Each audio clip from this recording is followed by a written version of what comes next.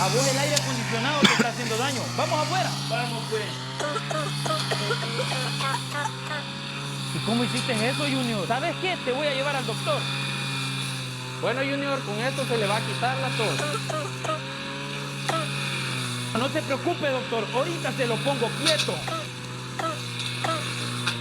Mejor lo voy a agarrar. Ay, doctor, qué difícil es tenerlo quieto. Mire, pues ya se fue.